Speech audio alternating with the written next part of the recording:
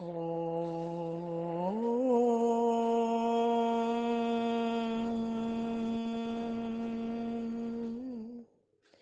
शांति। सत्यम शिवम सुंदरम सतचित आनंद स्वरूप सत श्री अकाल मूरत पारसनाथ परम पिता परमात्मा के विश्व सेवाधारी बच्चों प्रति आज इसका मुरली मंथन प्रस्तुत करते हैं। ये मुरली 1 मार्च 1986 में अव्यक्त रूप में महावाक्य उच्चारण किए गए थे। आज सदाशिव अमरनाथ विश्वनाथ अपने विशिष्ट होली हंस बच्चों की सभा देख रहे थे कि कहां तक होली हंस बने हैं। तो सवाल उठता है, होली हंस आत्मा की विशेषता क्या होती है? होली हंस आत्मा की बुद्धि, वृत्ति, दृष्टि और वाणी हंस के समान होती है। अब देखें कि हंस बुद्धि क्या होती है। हंस बुद्धि अर्थात प्रत्येक आत्मा के लिए शुभ और श्रेष्ठ सोचने वाली, नीर क्षीर विवेक वाली बुद्धि, कंकर और रत्न को परखने वाली बुद्धि। तो परखने की शक्ति विशेष होगी। परखने वाली बुद्धि अर्थात पहले प्रत्येक आत्मा के भाव को समझने वाले, साधारण भाव नहीं, किसी के प्रति भी साधारण भाव रखने वाले नहीं, शुभ भावना शुभ भाव रखने वाले। बाबा ने कहा, किसी भी आत्मा के भाव को जानने से क्या होगा? कभी भी किसी के साधारण स्वभाव या व्यर्थ स्वभाव का प्रभाव नहीं पड़ेगा, परंतु वो व्यर्थ को भी समर्थ में बदल लेंगे। दूसरा, हंस वृत्ति अर्थात सदैव सर्व आत्माओं के प्रति श्रेष्ठ कल्याण की वृत्ति। अब हम देखते हैं, इस संसार में तो हर प्रकार की सोच एवं भावना वाले लोग हैं। अतः हर प्रकार की अकल्याण की, व्यर्थ की बातें देखते सुनते भी अकल्याण को कल्याण में, व्यर्थ को समर्थ में बदलने की वृत्ति, नेगेटिव को पॉजिटिव में बदल लेना। इतना ही नहीं, अपितु अपनी कल्याण की भावना से, शुभ भावना से, सद्भावना से औरों को भी जो उनकी वृत्ति है उसको बदलने की क्षमता रखना, इसे कहेंगे होली हंस वृत्ति। इसी प्रकार दृष्टि में भी हर आत्मा के प्रति शुद्ध श्रेष्ठ आत्मिक भाव, स्नेह की दृष्टि। आत्मा फिर चाहे कैसी भी हो। और वाणी में व्यर्थ के बोल कभी न हो, ऐसे बोल जो कल्याणकारी हो, जिसमें किसी का अहित न हो, जो परचिंतन, परदर्शन और दोष दर्शन वाले बोल न हो। दुनिया में ज्यादातर मनमुटाव, झगड़े, कटु एवं व्यर्थ वाणी के कारण ही होते हैं। तो बाबा कहते हैं, होली हंस बुद्धि, वृत्ति, दृष्टि एवं वाणी सब तुम्हारा श्रेष्ठ बन गया, अर्थात प्योर बन गया। तो इसी स्थिति का प्रत्यक्ष प्रभाव दिखाई देता है। अतः समय की नजाकत को देखते हुए अब खुद को चेक करो। चेक करने के पश्चात चेंज भी करो। अगर हम पुरुषार्थ कर खुद को चेंज करेंगे तो क्या होगा? तो सुंदर स्वर्णिम दुनिया के अधिकारी बन जाएंगे। वो सुंदर दुनिया तो आपका इंतजार कर रही है। आपने केवल धारणा मूर्त बन जाना है, क्योंकि होली हंस का तो काम ही है स्वरूप में लाना, उसे धारण करना। तो अब चेक करें कैसे, खुद को चेक कैसे करें? तो बाबा ने कहा, तुम्हें अच्छा और बुरा सब समझ में तो आ ही गया है ना। समझने के बाद वो कर्म में जरूर आता है। और वैसे भी हम सब देखते हैं, साधारणतः जब कोई बात हमें समझ में आ जाती है तो हम कहते हैं हाँ, अब मेरी बात समझ में आ गई है। तो पहले हमने ये चेक करना है कि साधारण क्या है और व्यर्थ क्या है। कभी व्यर्थ एवं साधारण को श्रेष्ठ तो नहीं समझ लेते। तो पहले क्या है? होली हंस बुद्धि, जिसमें विवेक का जागरण हो चुका है, जिसमें परखने की शक्ति आ गई है। क्योंकि व्यर्थ, संकल्प और समय, ये दोनों तभी होते हैं जब परखने की शक्ति नहीं होती। राइट क्या है, रॉन्ग क्या है, और व्यर्थ को राइट समझ लेते हैं, तभी ज्यादा व्यर्थ समय जाता है। होता तो व्यर्थ है, समझते मैं समर्थ सोच रहा हूं, राइट सोच रहा हूं, जो मैंने कहा वही राइट है। बस यही परखने की शक्ति न होने के कारण फिर क्या होता है? मन की शक्ति, समय की शक्ति, वाणी की शक्ति सभी व्यर्थ चली जाती है। किसी का कैसा भी विपरीत स्वभाव संस्कार है, लेकिन आप ये ना सोचो कि वो तो है ही ऐसा। बाबा कहते उल्टे को उल्टा नहीं सोचो, लेकिन उल्टे को सुलटा कैसे करूं ये सोचो।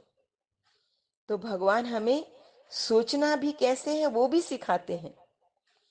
इसे कहा जाता है कल्याण की भावना, श्रेष्ठ भावना, शुभ भावना, शुभ कामना।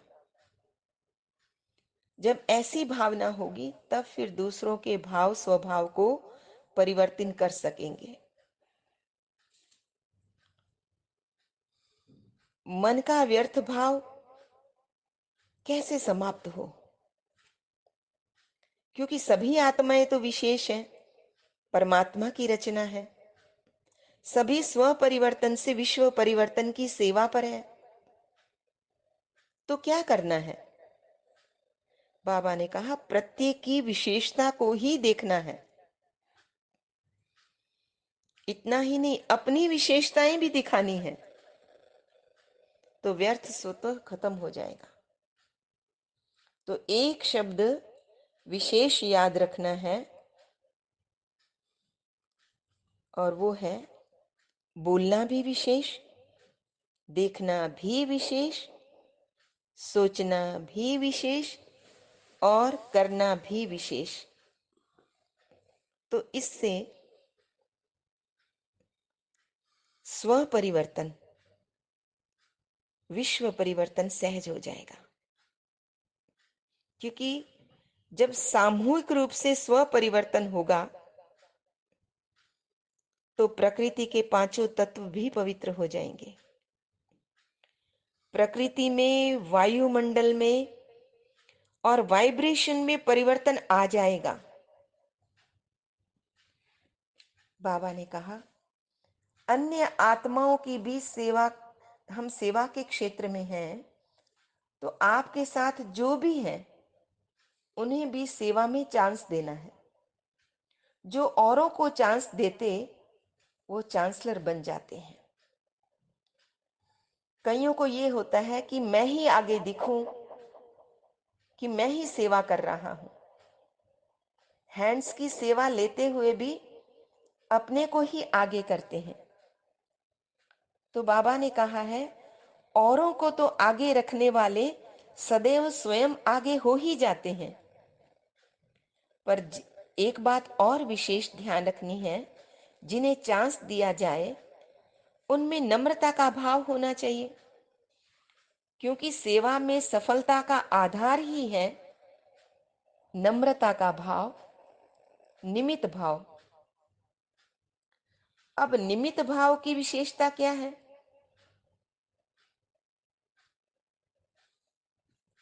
वो निराकारी, निर्विकारी, निरअहंकारी होंगे।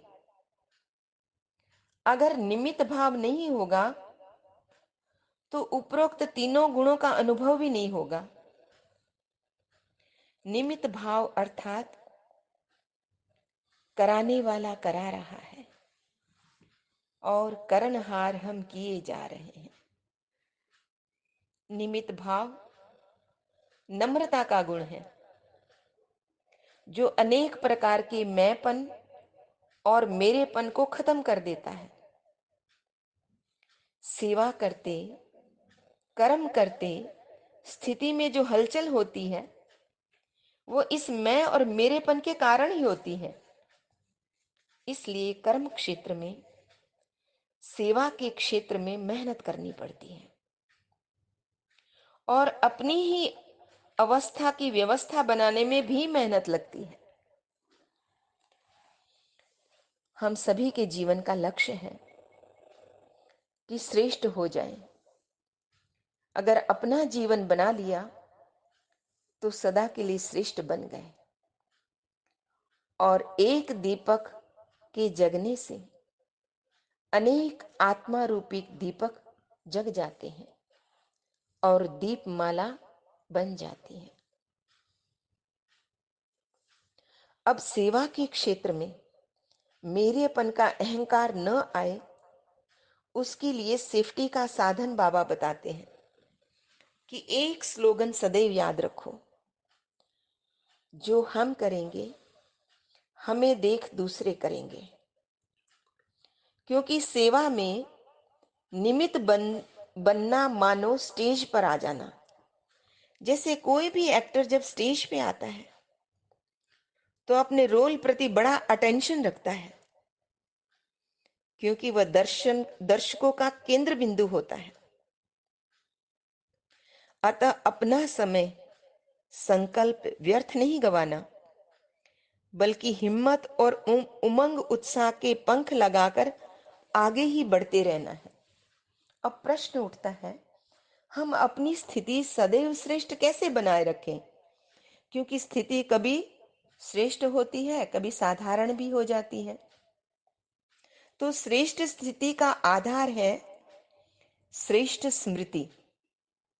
अगर स्मृति कमजोर है तो स्थिति भी कमजोर हो जाती है। अब कौन सी स्मृति शक्तिशाली स्मृति है, जो स्थिति को भी श्रेष्ठ और शक्तिशाली बना दे? एक ही है, मैं बाबा का, बाबा मेरा। मैं शिव पिता का और शिव पिता मेरा। समर्थ स्मृति, समर्थ स्थिति से सेवा स्वतः समर्थ होती है। जैसे स्विच ऑन करते हैं तो लाइट आ जाती है, स्विच ऑफ करते हैं तो अंधेरा हो जाता है। ऐसे ये स्मृति भी एक स्विच की न्यायी है। स्मृति का स्विच अगर लूज है तो स्थिति भी कमजोर हो जाती है। अतः सदा स्मृति रूपी स्विच को ऑन रखना है, अटेंशन देना है। आज का वरदान है, मस्तक द्वारा संतुष्टता के चमक की झलक दिखाने वाले साक्षात्कार मूर्त भव। मस्तक द्वारा संतुष्टता के चमक की झलक दिखाने वाले साक्षात्कार मूर्त भव। जो सदा संतुष्ट रहते हैं, उनके मस्तक से संतुष्टता की झलक सदा चमकती रहती है। उनसे संतुष्टता के वाइब्रेशन चारों ओर फैलते रहते हैं।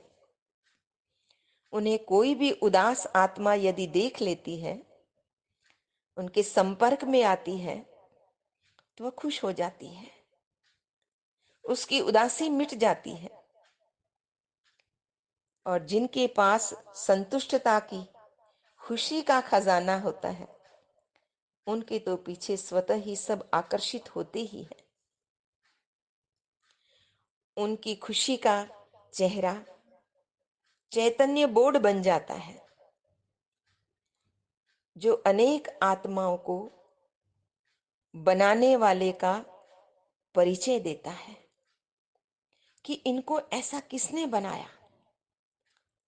तो ऐसी संतुष्ट रहने वाली और सर्व को संतुष्ट करने वाली संतुष्ट मणियां बनो, जिससे अनेकों को साक्षात्कार हो।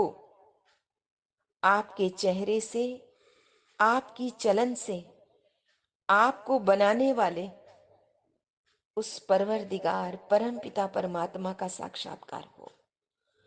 तुम्हारी सूरत से उसकी मूरत दिखाई दे। यही साधना है, यही पुरुषार्थ है। आज का स्लोगन है, चोट लगाने वाले का काम है चोट लगाना, आपका काम है अपने को उस चोट से बचाना, भीतर का स्विच ऑन रखना ताकि चोट न लगे। अच्छा, मीठे मीठे सिकिल दे बच्चों प्रति मात पिता बाप दादा का याद प्यार और गुड मॉर्निंग। रूहानी बाप की रूहानी बच्चों को नमस्ते। हम रूहानी बच्चों की रूहानी मात पिता बाप दादा को याद प्यार गुड मॉर्निंग और नमस्ते। सदा रहो हंसते, कहीं नहीं फंसते, बन जाओ फरिश्ते, बांध लो अपने बसते चलो प्रभु के रास्ते। वाहिगुरु जी का खालसा वाहिगुरु जी की फतेह। बोल साचे दरबार की जय। ओम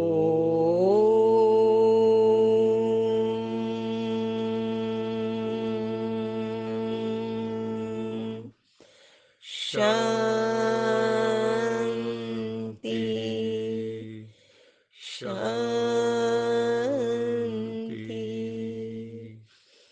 शांति।